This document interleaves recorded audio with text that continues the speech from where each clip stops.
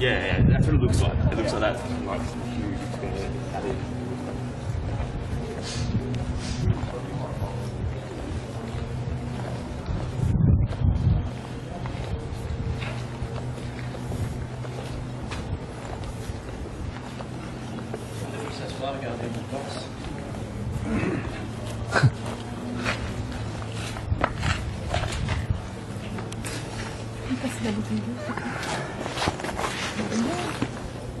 C'est joli ce que tu as sur la jambe.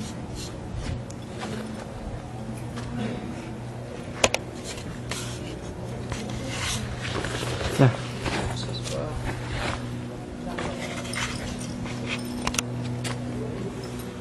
Mince. Ici, c'est pas l'île d'origine de Philly, parce que tous les monuments qui étaient sur l'île de Philly ont été déplacés par l'UNESCO sur une île voisine.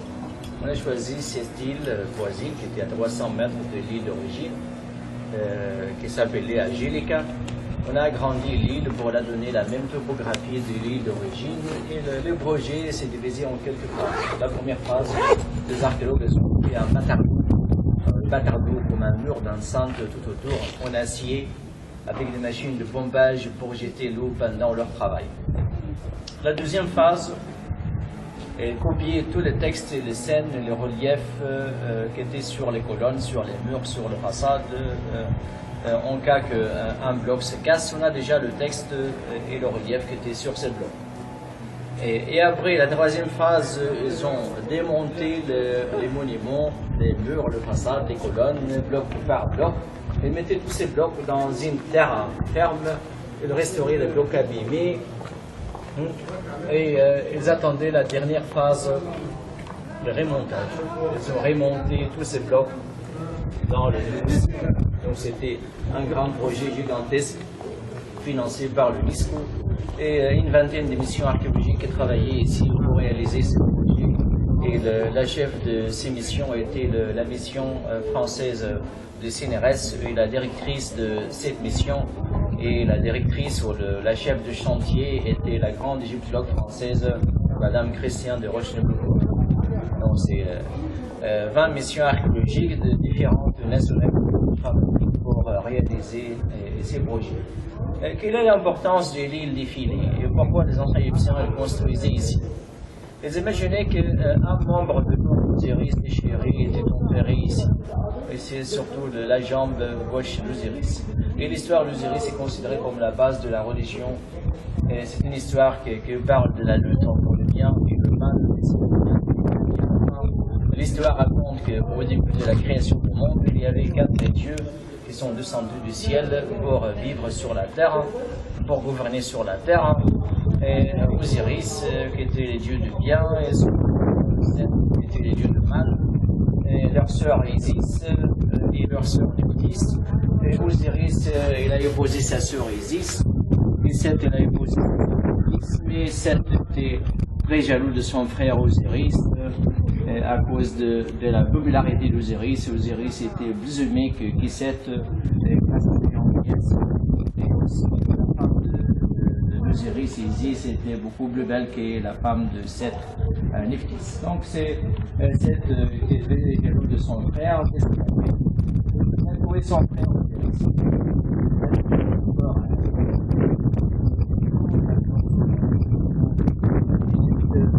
Isis, sa femme, est sortie pour chercher les 14 morceaux des corps de son mari. Et il a trouvé le sexe d'Osiris qui était mangé par un crocodile. Une autre version de l'histoire dit qu'il était mangé par la berge du Nil. C'est pourquoi le prêtre pratiquant, pendant leur service, ne mangeait pas le poisson.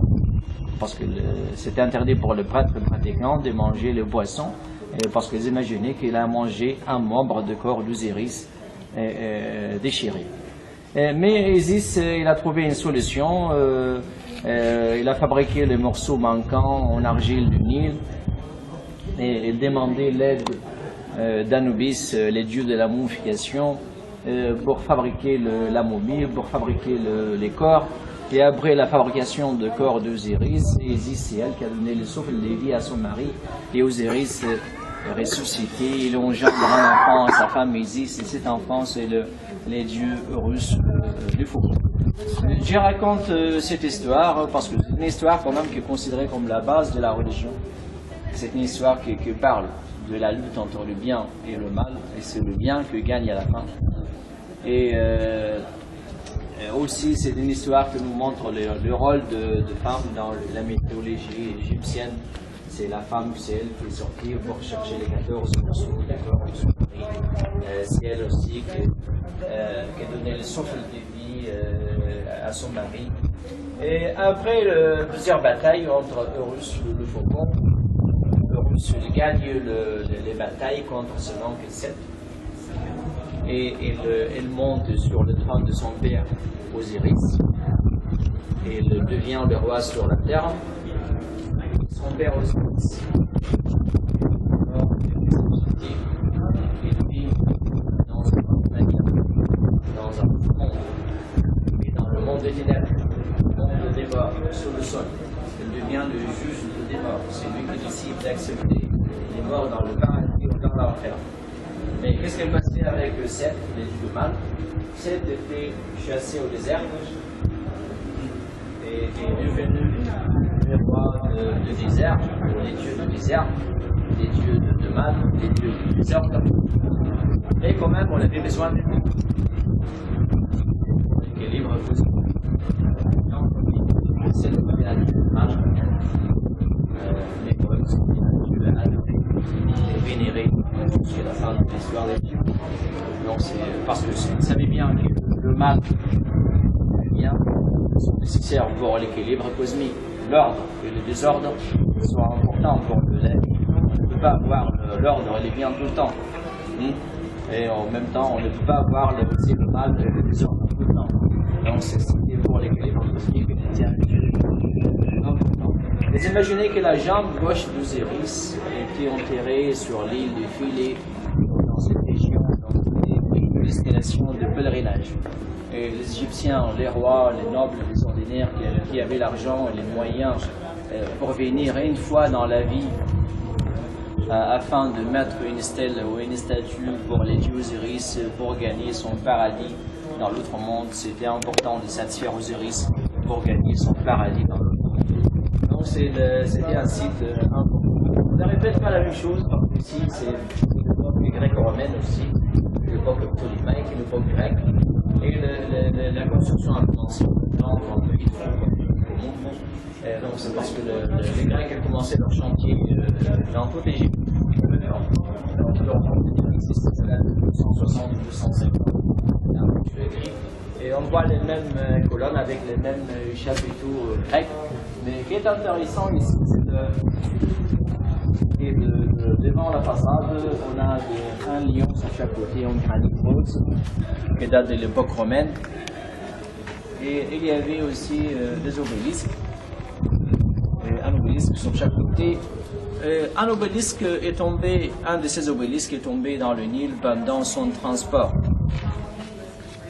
Et l'autre est transporté et était donné comme cadeau pour l'Angleterre.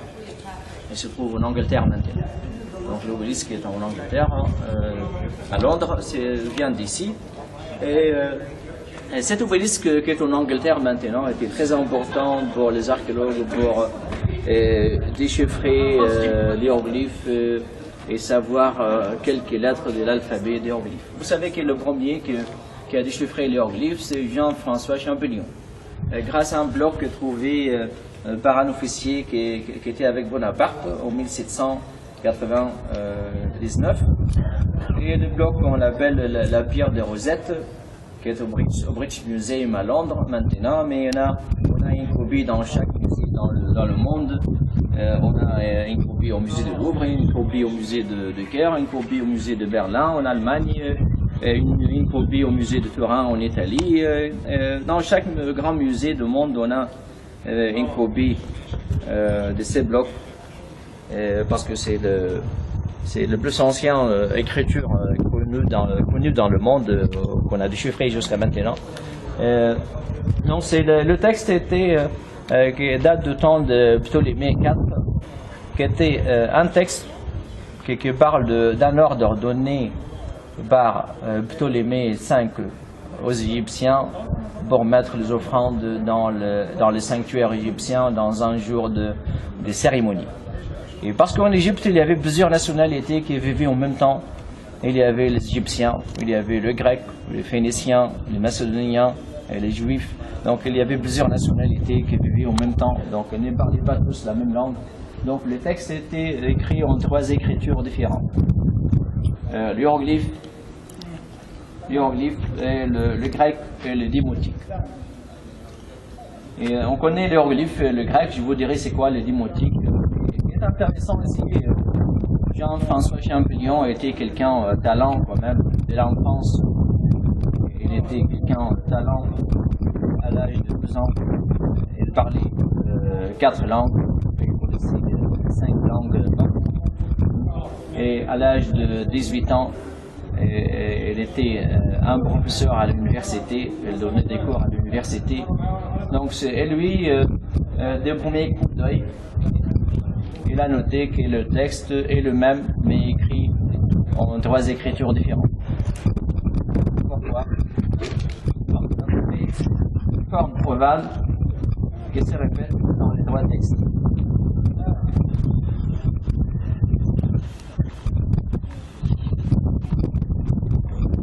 Donc le texte était le même. Et il a constaté aussi que, il a pensé que cette forme ovale, il contient le nom de quelqu'un important, un chef, un roi. Et parce que lui, il savait lire le grec, donc il a compris la signification des textes en grec. Donc c'était un ordre donné par les rois pour mettre les offrandes dans le sanctuaire égyptien. Et il a fait une comparaison entre le texte en grec et le texte en hiéroglyphe, et surtout pour les lettres qui sont dans cette forme ovale. Donc, et lui, il pensait que il y avait 8 lettres dans cette forme ovale. Il pensait que ces 8 lettres sont le nom de quelqu'un important. C'est le nom de quelqu'un. Il a traduit déjà le texte en grec. Donc, parce que le nom d'une personne ne change pas d'une langue à l'autre. Si on écrit par exemple Thierry en français, on l'écrit de la même manière en anglais, en allemand, on écrit Thierry de la même manière, ou on écrit par exemple Frédéric de la même manière. Les mêmes lettres, les lettres sont les mêmes. Donc c'est grâce aux cartouches, grâce à cette forme ovale, Champollion il a découvert 8 lettres de l'alphabet hiéroglyphe. Donc c'est lui qui a donné la clé, c'est lui qui a commencé. Et après lui aussi travaillait après sur des monuments qui étaient écrits de la même manière. Quand ils ont trouvé un texte écrit en grec, en hiéroglyphe en même temps, ça a aidé beaucoup pour découvrir quelques lettres de l'alphabet hiéroglyphe. Et à la fin, ils ont réussi de découvrir les 26 lettres de l'alphabet hiéroglyphe. Donc mais on a parlé d'hiéroglyphes. C'est quoi les démotiques? Les anciens Égyptiens, ils ont inventé l'hiéroglyphe